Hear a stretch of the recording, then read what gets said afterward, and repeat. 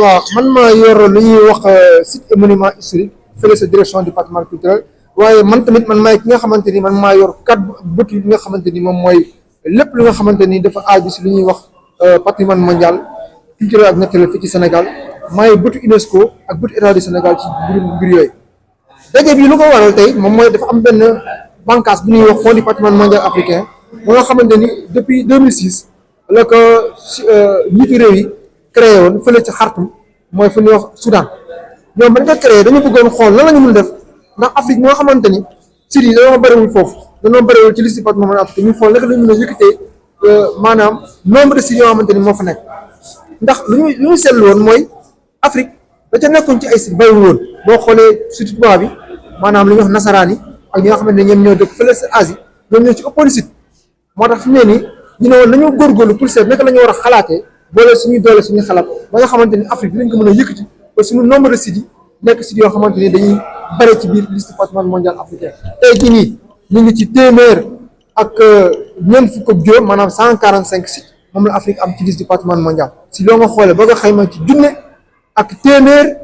ak ñaar fukk ak juróom ak ñaar fukk ak benn xam nga loolu boo xoolee dafa tuuti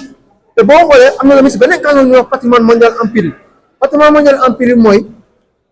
sites yoo xamante ne dana leen classé ba pare mais ñun leen yoree rafetul ba am na ay problème ñooñu dañ leen di génne ci site bi yóbbu leen fi ñuy wax patrimoine mondial empirique bu boobaa nag état yi maanaam réew yi dañoo war a góorgóorlu pour xool naka la ñu war a liggéeyatoo xool lu doxul ñu doxal ko ba si réew yi mën a dellu am nañ ci benn fii Sénégal mooy la Niokolo-Koba benn parc la parc bu mag a mag ba nga xamante ni mot na ñaari yoon Gambie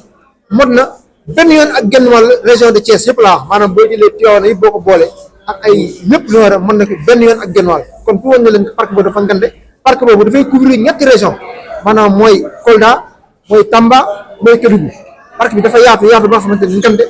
ba nga xamante ni maanaam comme leen war mën na ñaari yoon Gambie waaye parc boobu dafa am ay problème depuis 2007 ñu génnee ko si liste bi yóbbu ko liste patrimoine mondial empirique waaye gouvernement du Sénégal ak waa parcs nationaux maa ngi di jaajëfal bu baax ndax liggéey bu xarañ bu ñu def tax nañu ba tey jii nii éléphant yi nga xamante ni dañoo demoon depuis 2020 ñi ngi ñëwaat maanaam dex yi fa nekkoon yoo xamante ni dafa doon ba wow tey jii dex yi ñu ngi dundaat ba picc yi ñu ngi ñëwaat jësit yi ñu ngi ñëwaat lépp loo xamante ni demoon nañ ñu ngi ñëwaat kon nag gàcce ngalaama liggéey boobu yaatu na liggéey bi rafet na ba nga xamante ni am nañu yaakaar fi nekk mois de juillet bi nga xamante ni ñi ngi ñëw incha allah war nañu dem fële fi ñu wax Inde communauté patrimoine mondial yi fa lañ koy defee New Delhi am nañu yaakaar su boobaa dinañ mën a xeex def suñu kéemte lay kattan ndax site Niokolo-Koba génn si liste patrimoine mondial empirique ñu delloo ko fa mu nekkoon am nañ ci yaakaar bu baax a baax bokk na ak Afrique sites yoo xamante ni tey jii nii lañ nekk si du patrimoine mondial empirique yoo xamante ni ñoo gën a liggéey ñoo gën a def ay jéego ba war a mën a génn foofu loolu daal bokk na si lu mbëbët incha allah rabi si mois de juillet. waaw docteur Maniaye Fall historien spécialiste en gestion du patrimoine culturel. Docteur, revenez avec nous l'objectif de cette rencontre. Voilà, aujourd'hui il était question de célébrer, à l'image du monde africain, la journée du patrimoine mondial africain. Donc il s'agit de parler de l'éducation, le rôle que l'éducation doit jouer dans le renforcement de la cohésion sociale et de l'identité culturelle. Donc le public était au rendez-vous, et principalement des élèves. Les élèves ont été conviés à participer à cette journée. Une manière pour nous de s'inscrire dans la logique du patrimoine, qui voudrait que le patrimoine soit retransmis aux générations futures. Donc nous avons on peut expliquer le cadre normatif. Le cadre normatif du patrimoine qui est défini par l'UNESCO à travers son texte de 1972. Nous avons pu parler d'inclusion sociale et d'identité à travers des exemples probants, des exemples patents. Donc les 7 sites du patrimoine inscrits sur la liste de l'UNESCO,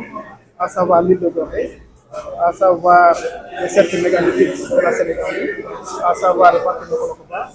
à savoir l'île de Saint-Louis, à savoir aussi le parc de Djoudj, donc et le delta du Saloum plus le pays bassin. Donc nous avons pu démontrer comment il était possible de forger une identité propre, une identité imbue de citoyenneté, mais également un sens du devoir avec des jeunes ancrés dans le patrimoine un patrimoine qui est fait de valeurs et de principes, donc on sort sur lequel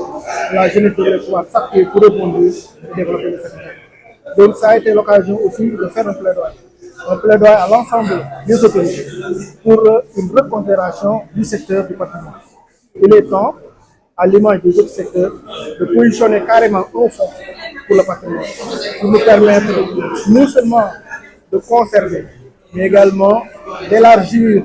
la fourchette des éléments du patrimoine à conserver. Et aussi essayer de faire tout ce qu'on pourrait en termes de communication, d'information et de sensibilisation. On n'a pas oublié aussi le facteur didactique. Il est temps aussi que le programme soit pris en charge dans l'éducation de manière formelle. En quoi faisant, en formant les enseignants, mais également en produisant des supports pédagogiques pour accompagner l'enseignement. Grosso modo, aujourd'hui, nous avons pu faire encore un pas de plus dans la promotion du patrimoine culturel et le patrimoine matériel aussi.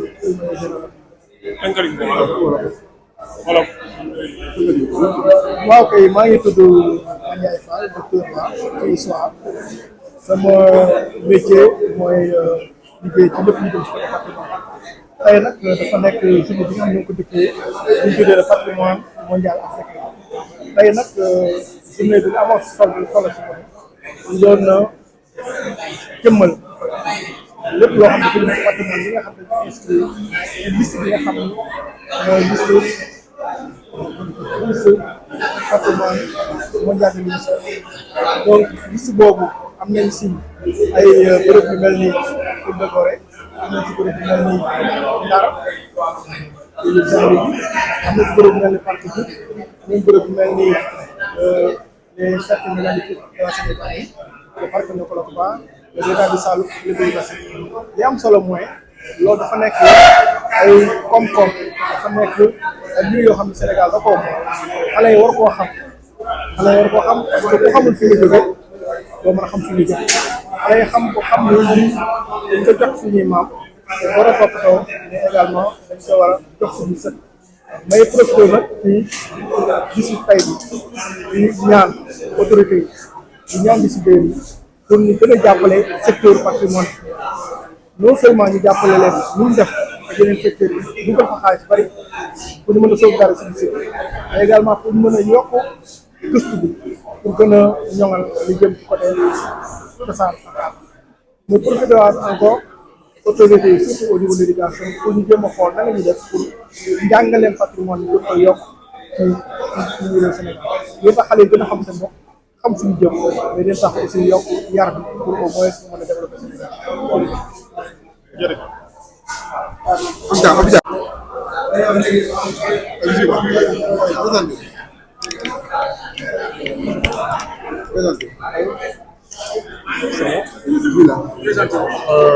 Je suis Oumar Badian, directeur du patrimoine culturel. Je vous remercie, monsieur. La journée du patrimoine mondial africain est une journée qui est célébrée chaque 5 mai. Elle a été initiée pour développer une communication intense et approfondie sur la mémoire autour des sites du patrimoine mondial africain, c'est-à-dire les sites et monuments africains qui sont sur la liste du patrimoine mondial de l'humanité. L'objectif fondamental est cela. C'est donc de travailler aussi à promouvoir les valeurs endogènes autour de ces sites, mais aussi de promouvoir surtout ce qu'on a appelé la valeur universelle exceptionnelle, c'est-à-dire tous les éléments constitutifs de cette valeur qui fait que ces biens inscrits au patrimoine mondial transcendent le monde et favorisent la culture de la paix, favorisent l'interconnexion des communautés et le partage de valeurs. C'est cela la journée du patrimoine mondial africain. Voilà, la création du Oui, le Fonds du patrimoine mondial africain aussi a été créé dans ce sens-là, qui était antérieur d'ailleurs à la création, à la mise en, à l'institution de cette journée. du patrimoine mondial africain. Ce fonds visait à soutenir les efforts des États africains pour une meilleure conservation des sites du patrimoine mondial à travers un renforcement de capacités, développer l'expertise nationale autour en tout cas des questions qui sont liées à la gestion du patrimoine culturel, mais aussi de favoriser le montage de dossiers pour une plus grande inscription de sites et monuments africains sur la liste du patrimoine mondial de l'humanité. Parce que nous soupçonnons, la communauté internationale soupçonne un potentiel réel, avéré, mais que quelque part, on sait aussi que le niveau de développement fait que les moyens parfois qui sont mis à la disposition des départements culturels dans les différents pays africains ne permettent pas souvent, à travers les répartitions qui sont faites, de développer une véritable expertise, de développer des programmes en tout cas vraiment liés au renforcement des compétences, mais aussi à la prise en charge de tous les coûts nécessaires à la réalisation d'un dossier d'inscription au patrimoine mondial. C'est un peu ça le sens. Donc, pour qu'il y ait une plus grande expertise disponible au niveau de l'Afrique et de façon équilibrée à travers toutes les régions de l'Afrique, pour pouvoir faciliter donc le montage de ces dossiers, mais surtout l'entretien et la gestion des sites du patrimoine mondial. Le thème de cette année revient surtout sur l'éducation à la citoyenneté autour des sites du patrimoine mondial de l'humanité. Donc c'est un générique et chaque pays est libre maintenant de le décliner en tenant compte de son contexte et de ses objectifs en tout cas vraiment principaux. Pour ce qui nous concerne, on a travaillé cette année sur cet axe en tout cas, éducation aux valeurs des sites du patrimoine mondial pour une meilleure cohésion sociale. Nous sommes là que édition. Gorgui da nga def maa ngi leen di fay, maa ngi tudd Omar Badiane, sant naa leen gërëm naa leen. Tey nag Sénégal day célébrer journée du patrimoine mondial africain. Loolu mu nekk bis bu nga xam ne communauté internationale moo ko jagleel lépp lu nga xam ne si sunu wàllu cosaan la mu nekk aussi ci en tout cas sunuy àll wala ay bërëb yi nga xam ne ay dëkkuwaay la yi nga xam ne am na fa ay cosaan yi nga xam ne lu mu firnde nar na intéressé adduna bi yëpp si jàngat bu nga xam ne adduna bi mën na ko ci am. Sénégal nag am na 7 sites yu mu classé.